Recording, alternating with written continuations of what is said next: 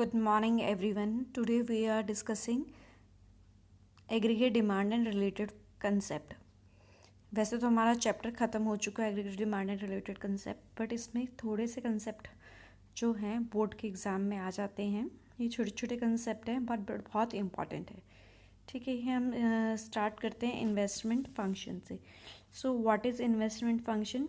It refer to the expenditure made on acquiring asset. So that means इसमें क्या है, हम खर्चा करते हैं.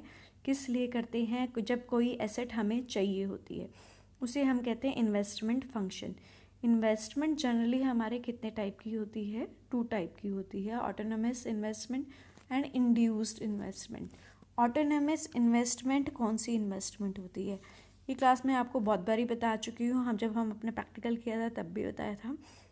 वो इन्वेस्टमेंट होती है जब हमारी इनकम नहीं भी होती.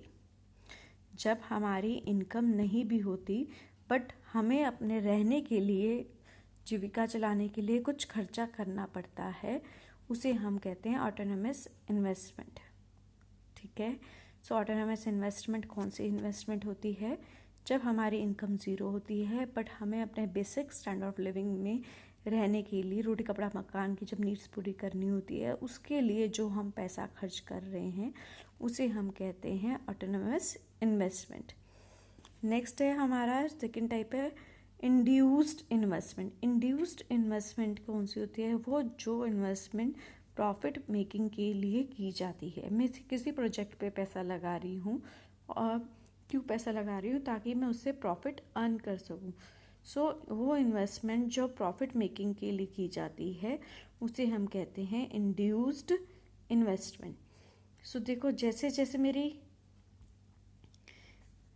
इन्वेस्टमेंट बढ़ रही है वैसे वैसे वैसे वैसे मेरी इनकम बढ़ रही है, राइट? और इसमें क्या है,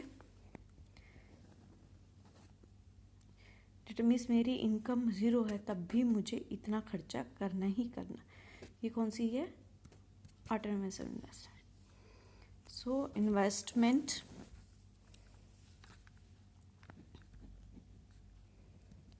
done for basic living, autonomous investment done for profit making, induced investment. इसमें कब हमारा शो किया है मैंने, इनकम बढ़ रही है. कैसे बढ़ रही है? With the help of investment. ठीक है.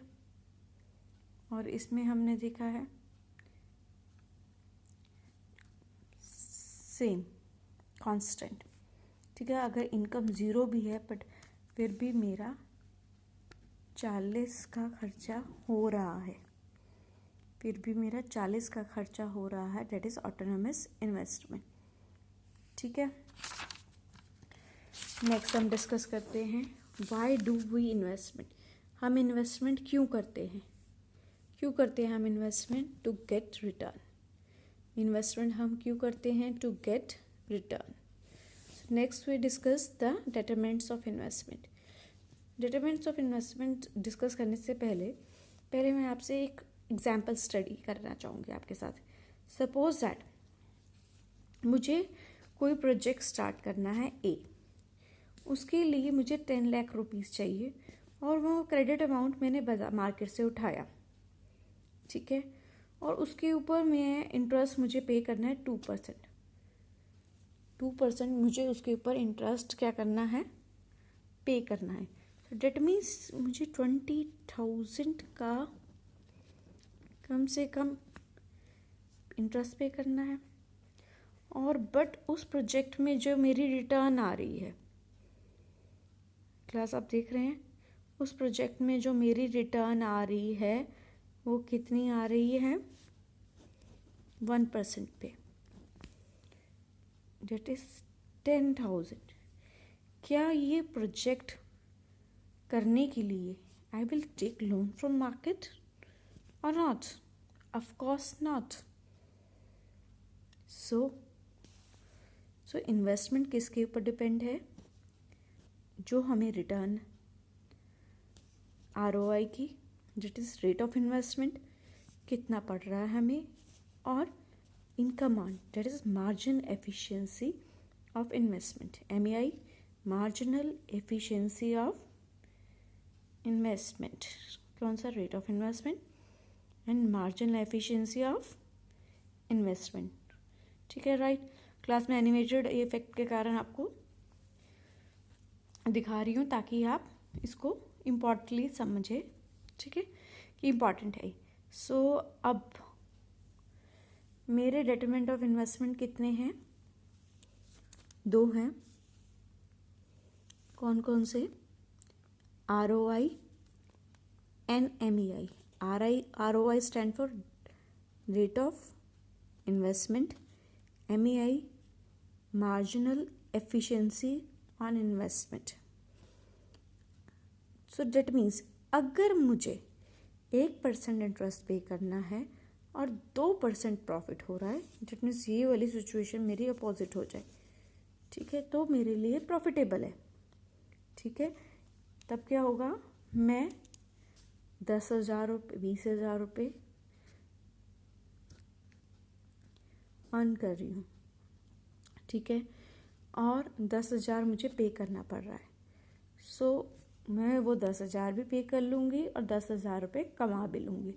बट अगर मेरे को 20,000 पे करना पड़ रहा है और 10,000 मैं कमा रही हूँ, तो क्या ये प्रॉफिटेबल है? नहीं, नॉट प्रॉफिटेबल। सो ये 2 कंडीशंस होती है। अगर मेरी पहली कंडीशन है तो we should go for a budget, ठीक है।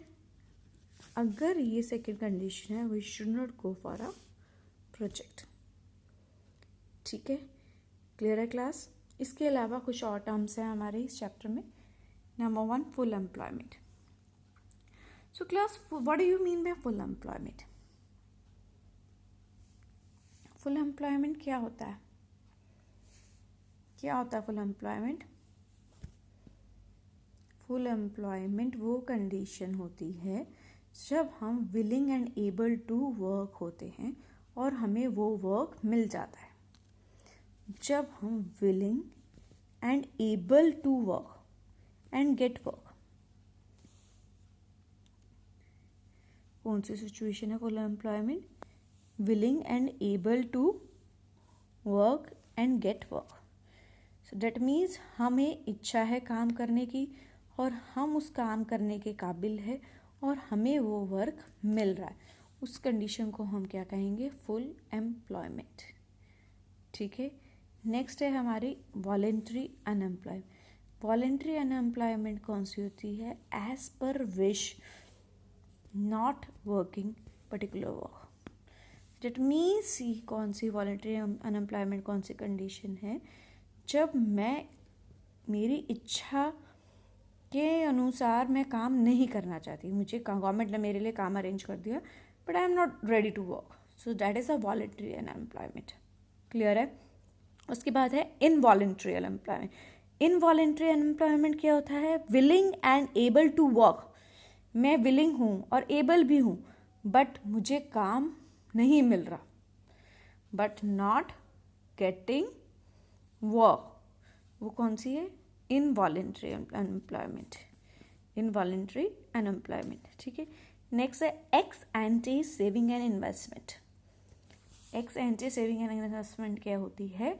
जब मैं प्लान करके 1,000 रुपये बचा रही हूँ और प्लान करके इन्वेस्ट कर रही हूँ, that is ex ante saving and investment, ठीक है। When as a individual I invest money and I save money according to my particular plan, so that is ex ante saving and investment. Next is ex post saving and investment. ex post saving and investment क्या होती है? जब हम actual में save कर रहे हैं और एक्चुअल में खर्चा कर रहे हैं, next is ex post saving and investment. So class, that's all for this topic. इसी के साथ हमारा एग्रीगेट डिमांड रिलेटेड कंसेप्ट वाला चैप्टर फिनिश हुआ है। ये चैप्टर हमारे लिए बहुत इम्पॉर्टेंट है और ये कंसेप्ट जो छोटे छोटे हैं इनमें से हमारा क्वेश्चंस आते हैं बनने इनके बोर्ड में। So we have to clear about this concept. ठीक है, तो आज हमने क्या क्या किया क्लास. इन्वेस्टमेंट फंक्शन, ठीक है. फिर हमने autonomous type of investment, autonomous investment, induced investment. So then why do we investment, determinants of investment, ROI, that is rate of investment, and MEI, margin efficiency of investment, with the help of example. Next हमने कुछ concept किए.